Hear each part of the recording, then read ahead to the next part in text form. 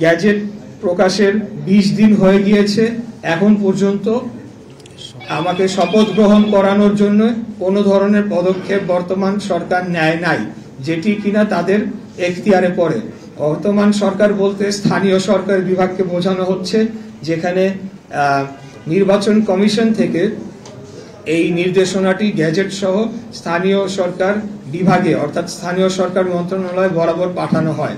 পাঠানোর পর তারা আরেকটি যে কাজ করে সেটিকে আইনের দৃষ্টিতে অনেকেই বলেছে এটি বেআইনি, সেটি হলো তারা পাল্টা নির্বাচন কমিশনকে চিঠি লিখে সেখানে একাধিক একটা রেফারেন্স দিয়ে বলার চেষ্টা করে যে এখানে আপিল করবে কি না। অথচ নির্বাচন কমিশন কিন্তু তার যে আইনজীবী প্যানেল রয়েছে, তার যে বিজ্ঞ আইনজীবীরা রয়েছেন এবং তার যে প্রক্রিয়া রয়েছে সেটি সম্পন্ন করে পূর্ণাঙ্গ কমিশন মিলেই কিন্তু সিদ্ধান্ত দিয়ে গ্যাজেট প্রকাশ করে ফেলেছে। অতএব এখানে স্থানীয় সরকার মন্ত্রণালয় কি নির্বাচন কমিশনকে অলমোস্ট নির্দেশনা দিতে পারে কিনা সেই বিষয়টি এখন প্রশ্নে চলে এসেছে। তো এখানে আমরা দেখছি যে নির্বাচন কমিশনের উপর ইতিমধ্যেই এই সরকার এক ধরনের হস্তক্ষেপ শুরু করেছে এবং সেটি আগামী জাতীয় নির্বাচনের আগে কি ধরনের প্রভাব ফেলতে পারে সেটা নিয়ে জনগণ এখন শঙ্কিত হয়ে পড়েছে। এদের এই বর্তমান যে অন্তর্বর্তীকালীন সরকারের যে উপদেষ্টা পরিষদ রয়েছেন, এই উপদেষ্টা পরিষদের অধীনে একটি সঠিক সুস্থ নিরপেক্ষ জাতীয় নির্বাচন অনুষ্ঠিত হতে পারে কিনা সেটা নিয়ে জনমনে এখন শুধু সন্দেহ না, তারা এখন স্পষ্টতই দেখতে পারছে এটি সম্ভব নয়। আর আরেকটি যে কথা বলতে চাই যে সেই ব্যাপারেও নির্বাচন কমিশনও পাল্টা উত্তর দিয়েছে যে তারা সম্পূর্ণ আইনি ব্যাখ্যা দিয়ে কোন কোন গ্রাউন্ডে কিভাবে তারা এই সিদ্ধান্তটি নিয়েছে এবং গ্যাজেটটি প্রকাশ করেছে। সেটি পাওয়ার পরে স্থানীয় সরকার মন্ত্রণালয় তারা এখন কালক্ষেপণ করার জন্য আবারও চিঠি দিয়েছে। এখন কোথায় দিয়েছে সেটা বলতে পারছি না, কেউ বলছে আইন মন্ত্রণালয় দিয়েছে, কেউ বলছে সলিসিটর অফিসে দিয়েছে, নানা ধরনের কালক্ষেপণের আশ্রয় তারা নিয়েছে।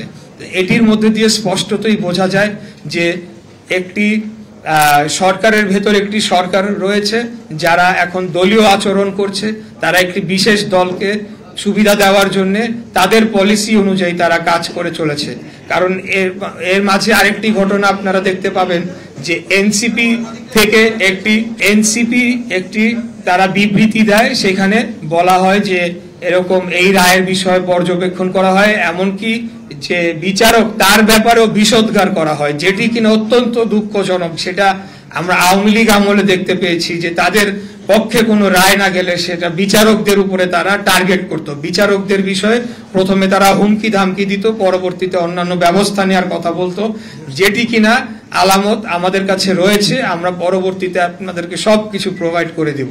তো আমার প্রশ্ন হচ্ছে যে এনসিপি যদি গণ অভ্যুত্থান পরবর্তী সরকার বা গণ অভ্যুত্থানের ফসলের সরকার হয়ে থাকে, আমি ইশরাক হোসেন আমি কি শেখ হাসিনার পক্ষের কেউ ছিলাম, নাকি শেখ হাসিনার বিপক্ষে আন্দোলনটাও কম করেছি, নাকি শেখ হাসিনার মধু খেয়ে আমি রাজনীতি করেছি, সেটার জবাব জনগণ জানে কিভাবে দিতে হয়, এই সরকারকে প্রয়োজন সম্মত দিয়ে দিবে।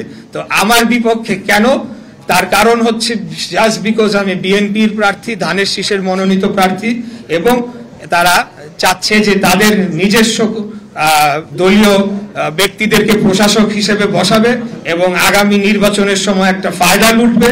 এবং বর্তমানে যে অর্থনৈতিক লুটপাট চলছে নগর ভবন কেন্দ্রিক এবং বিভিন্ন ঠিকাদারি বিভিন্ন বিল সবকিছুতে, সেগুলা চলমান রাখার জন্য তারা এখন আমাকে বাধা প্রদান করার সিদ্ধান্ত নিয়েছে। তো এখন আমি আপনাদেরকে আবারও সব কিছু শেষে যেটা বলতে চাই যে আইনি বিষয়ে আমরা জোরালো ভাবে আমরা জোর দিচ্ছি, অন্য কোনো কিছু আমরা করছি না। আমরা কোনো আন্দোলনের দলীয় ঘোষণাও দেই নাই, কিছুই করি নাই। জনগণ স্বতঃস্ফূর্তভাবে তারা প্রতিবাদ করছে, এটা জনগণের অধিকার, তারা প্রতিবাদ করতেই পারে এবং করেই যাবে।